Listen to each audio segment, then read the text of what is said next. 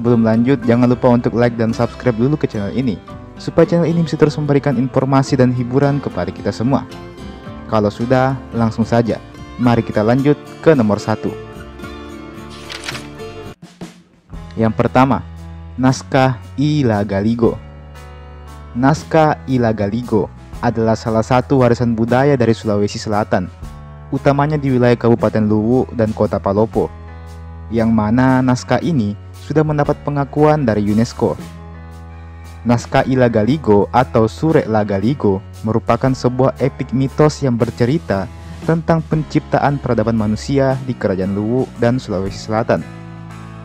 Naskah ini diperkirakan tulis sejak abad ke-13 hingga 15 dengan menggunakan format syair atau puisi, menggunakan bahasa Bugis kuno, dan juga ditulis dengan menggunakan abjad huruf Bugis kuno atau lontara. Naskah La Galigo sudah beberapa kali dipentaskan di luar negeri, utamanya di Belanda, dan naskah ini juga dinobatkan sebagai naskah kuno terpanjang di dunia, mengalahkan naskah Ramayana ataupun Mahabharata dari India. Kalau kalian penasaran tentang isi dari kitab La Galigo ini, kalian bisa cek playlist di channel ini. Ada playlist namanya Ila Galigo Series, karena sudah saya rangkum seluruh isi naskahnya di playlist tersebut. Silahkan tonton kalau berminat. Yang kedua, Coto Makassar. Coto Makassar adalah kuliner khas dari Makassar. Kuliner ini berbahan dasar daging yang dimasak dengan berbagai macam bumbu yang berbeda-beda. Kayaknya ada 40 lebih jenis bumbu yang digunakan untuk memasak hidangan yang satu ini. Hidangan ini selalu disajikan dengan buras atau ketupat, dan selalu menjadi makanan favorit warga lokal maupun mancanegara. Coto Makassar sendiri telah diakui oleh pemerintah Indonesia sebagai salah satu warisan budaya tak benda yang berasal dari Sulawesi Selatan. Yang ketiga, Waruga. Waruga adalah sarkofagus atau kuburan batu yang juga berasal dari saman batu. Waruga ini dapat kita jumpai di Minahasa, Sulawesi Utara. Dulunya, warga di Minahasa memang memiliki tradisi dan kebiasaan untuk menguburkan anggota keluarga mereka ke dalam sebuah kotak batu berongga. Posisi jenazahnya akan diletakkan secara meringkuk, layaknya posisi janin dalam kandungan. Waruga dibuat sendiri oleh warga setempat pada waktu itu. Biasanya, bagian atas waruga akan berbentuk seperti kubus, sedangkan bagian penutupnya akan berbentuk segitiga. Tradisi ini sudah mulai terhenti sejak tahun 1854. Kala itu terjadi bencana gempa dahsyat di Minahasa yang mengakibatkan banyak warga meninggal dunia. Alhasil, penggunaan waruga jadi tak memungkinkan lagi karena jenazah yang mau dikuburkan terlalu banyak.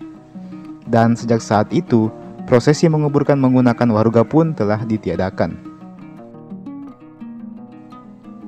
Yang keempat, situs megalitik Gunung Padang, Sulawesi Tengah. Kalau yang ini sudah pernah kita bahas sebelumnya.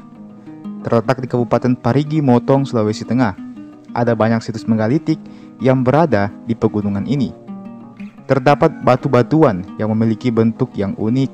Ada yang berbentuk seperti wajah seseorang, ada yang berbentuk seperti hewan, dan ada juga yang menyerupai sebuah wadah penampungan. Situs ini dianggap sebagai bukti awal dari peradaban di wilayah Sulawesi. Nampaknya bebatuan ini dulunya digunakan sebagai semacam tempat pelaksanaan ritual animisme dan dinamisme. Yang kelima, situs cagar budaya Leang-Leang. Situs ini ada di Kabupaten Maros, Sulawesi Selatan. Yang menjadi ikon utama dari situs ini adalah gua prasejarah, yang di dalamnya terdapat lukisan-lukisan yang dianggap sebagai lukisan tertua di dunia. Lukisan tersebut nampak bergambar seperti babi yang sedang berusaha untuk melarikan diri karena sedang ditangkap oleh para manusia. Lukisan-lukisan inilah yang menjadi bukti kuat dari jejak awal peradaban manusia di Sulawesi. Soal lukisan ini juga sudah pernah saya buatkan video sebelumnya, jadi bisa dicek juga di channel ini. Yang keenam, kapal pinisi. Masih dari Sulawesi Selatan, tepatnya di Bulukumba. Ada sebuah kesenian dalam membuat kapal. Kapal layar ini bernama pinisi. Kapal pinisi adalah kapal yang menjadi lambang kerajinan layar asli Nusantara. di mana kapal pinisi inilah yang kerap kali dianggap sebagai desain kapal pertama yang ada di dunia. Meskipun belum diketahui secara pasti kebenarannya, kapal pinisi terkenal dengan jumlah layar pada kapalnya yang mencapai 7 hingga 8 layar, dengan 2 tiang utama sebagai penyangganya. Kapal ini sudah digunakan sejak zaman kerajaan dan selalu menjadi simbol dari kekuatan kerajaan-kerajaan yang bercorak maritim di Nusantara. Pinisi dinobatkan sebagai warisan karya agung manusia lisan tak benda pada tanggal 7 Desember 2017 oleh pihak UNESCO. Yang ketujuh, Taman Nasional Bunaken. Taman Nasional Bunaken adalah taman laut yang terletak di sebelah utara Pulau Sulawesi, alias di Sulawesi Utara. Taman laut ini terkenal dengan terumbu karangnya yang memang sangat luar biasa. Bisa dibilang, taman ini adalah destinasi wisata alam laut terbaik yang ada di Indonesia. Selain terumbu karangnya, tentu berbagai spesies ikan dan hewan-hewan laut yang langka juga menghuni wilayah ini. Beberapa dari spesies tersebut termasuk hewan yang dilindungi, sehingga tak heran kalau Taman Laut Bunaken juga berperan sebagai cagar alam bagi hewan-hewan langka tersebut. Taman Laut Bunaken sendiri ini juga telah diakui oleh UNESCO dan menjadi salah satu warisan dunia, utamanya sebagai salah satu cagar biosfer di Indonesia. Penetapan ini terjadi pada tahun 2020 yang lalu. Yang ke-8, Benteng Kesultanan Buton. Di Pulau Buton, Sulawesi Tenggara, terdapat sebuah benteng raksasa yang dulunya milik Kesultanan Buton. Benteng ini telah mendapat penghargaan sebagai benteng terluas di dunia dari Museum Rekor Muri Indonesia dan juga dari Guinness World Record pada tahun 2006 silam.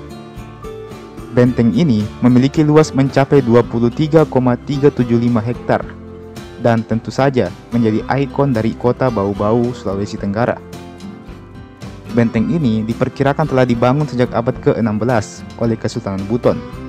Benteng ini menjadi saksi dari peperangan antara Kerajaan Buton menghadapi VOC beberapa abad yang lalu. Benteng ini juga sudah diajukan untuk dianggap sebagai salah satu warisan dunia kepada UNESCO. Tinggal menunggu waktu saja sampai hal itu terrealisasi. By the way, saya juga sudah pernah membuat video soal benteng ini. Kalau kalian penasaran, bisa cek saja video tersebut di channel ini.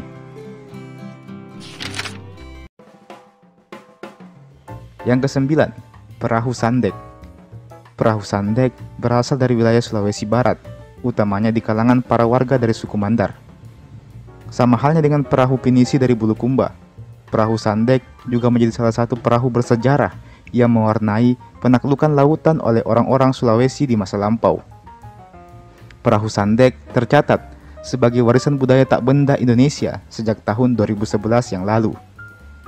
Meskipun perahu ini tidak sepopuler perahu pinisi, namun perahu Sandek juga punya keunikannya tersendiri dan tak kalah bagusnya dengan perahu pinisi ini. Perahu Sandek dianggap sebagai perahu pertama yang menemukan sistem cadik yang berguna sebagai penyeimbang antara sisi kanan dan sisi kiri kapal. Sistem cadik ini juga membantu kapal mengatasi ganasnya ombak dan berguna juga untuk para nelayan yang hendak memancing ikan. Perahu Sandek ini telah ada sejak 1000 tahun sebelum Masehi, jadi memang sudah sangat layak untuk menjadi warisan budaya. Meski belum diakui oleh UNESCO, namun bukan berarti kemungkinannya tidak ada. Di masa depan, semoga perahu Sandek juga bisa diakui oleh UNESCO, sama halnya dengan perahu pinisi. Yang ke-10, Bori Kalimbuang. Bori Kalimbuang adalah sebuah situs warisan budaya dunia yang berasal dari Toraja, Sulawesi Selatan. Di tempat ini, kita bisa menjumpai hamparan bebatuan zaman megalitikum yang ditancapkan di sebuah lahan. Batu-batu besar ini berdiri tegak pada tanah rumput yang menjadikannya terlihat mirip dengan Stonehenge yang ada di Inggris.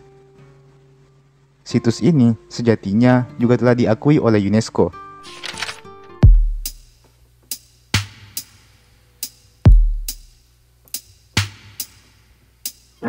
Yang pertama, Tari Mak Badong dari Toraja, Sulawesi Selatan.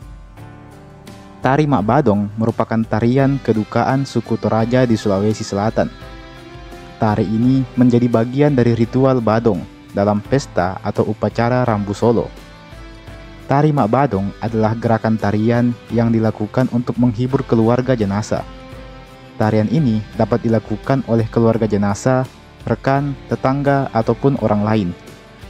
Penari badong atau Pak Badong akan menggerakkan semua anggota tubuhnya, mulai dari bahu yang maju mundur hingga kedua lengan yang diayunkan serentak ke depan dan ke belakang. Tari Mak Badong dalam suku Toraja memiliki sejumlah makna. Mulai dari gerakan hingga busana yang digunakan, tentunya masing-masing memiliki makna tersendiri. Dalam sebuah gerakan Mak Badong, mengaitkan jari kelingking antara penari lainnya. Artinya, saling berpegangan pundak untuk menunjukkan rasa persatuan dalam merasakan duka terhadap keluarga jenazah yang bersedih. Sedangkan dalam busana yang umumnya menggunakan baju hitam dan putih, serta sarung hitam, juga memiliki makna tersendiri, memiliki arti, kesedihan, dan kesucian. Namun, seiring perkembangan zaman yang semakin modern, orang Toraja kini menggunakan busana yang terang, seperti warna merah, ungu, kuning, dan biru. Warna tersebut melambangkan kemakmuran serta kejayaan di kalangan masyarakat Toraja. Tarian Mak Badong sebenarnya masih sering dilaksanakan di Toraja, hanya saja tidak sesering tahun-tahun kemarin. Tarian ini lambat laun mulai ditinggalkan karena semakin majunya peradaban. Selain itu, karena tarian ini merupakan bagian dari ritual Rambu Solo, maka tentu membutuhkan biaya yang sangat mahal untuk pelaksanaannya. Inilah yang menyebabkan beberapa orang mulai berpikir untuk meninggalkan ritual adat tersebut. Yang kedua, Mekiwuka dari Manado, Sulawesi Utara. Mekiwuka adalah tradisi menyambut tahun baru di Manado.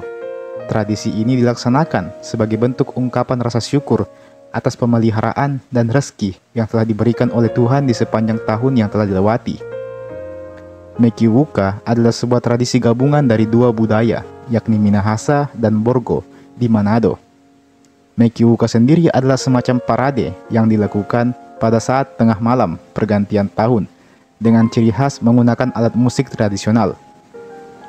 Rombongan parade tersebut nantinya akan mengunjungi satu persatu rumah warga dan saling mengucapkan syukur untuk menyambut tahun baru. Sayangnya, tradisi ini semakin ditinggalkan oleh warganya. Di Manado sendiri, hanya beberapa daerah saja yang masih melakukan tradisi ini. Sebagian besar warga telah meninggalkan tradisi ini. Berbagai alasan seperti modernisasi hingga kurangnya perhatian pemerintah disinyalir menjadi salah satu penyebab langkanya kegiatan ini. Yang ketiga, bahasa Ponosakan di Sulawesi Utara. Bahasa daerah adalah salah satu warisan budaya yang mestinya dijaga dan dilestarikan turun-temurun. Namun nyatanya ada sebagian bahasa di Sulawesi yang mulai ditinggalkan oleh para penuturnya. Salah satunya adalah bahasa Ponosakan. Bahasa Ponosakan yang merupakan bahasa yang berasal dari Sulawesi Utara ini, bahasa Ponosakan yang merupakan bahasa yang berasal dari Sulawesi Utara, dilansir dari IDN News mengemukakan bahwa pengguna bahasa Ponosakan ini hanya tersisa 4 orang saja, dan keempatnya sudah berusia lansia.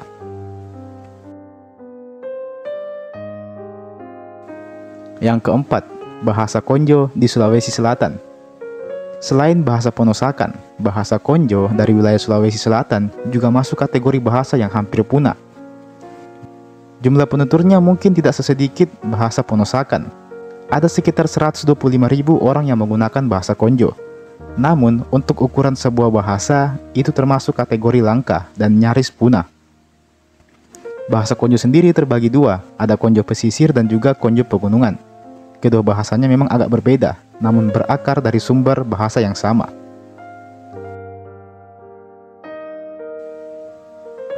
Yang kelima, tradisi Mosango di Sulawesi Tengah. Tradisi Mosango adalah tradisi yang berasal dari suku Pamona yang banyak mendiami wilayah Poso, Sulawesi Tengah. Mosango sendiri adalah tradisi menangkap ikan menggunakan kurungan atau alat tangkap yang disebut dengan nama sango. Sebuah kurungan kecil yang terbuat dari lidi enau, setinggi 30 hingga 50 cm. Yang membuat tradisi ini berkesan adalah hasil tangkapan dari tradisi ini nantinya akan dibagi rata kepada semua warga yang terlibat.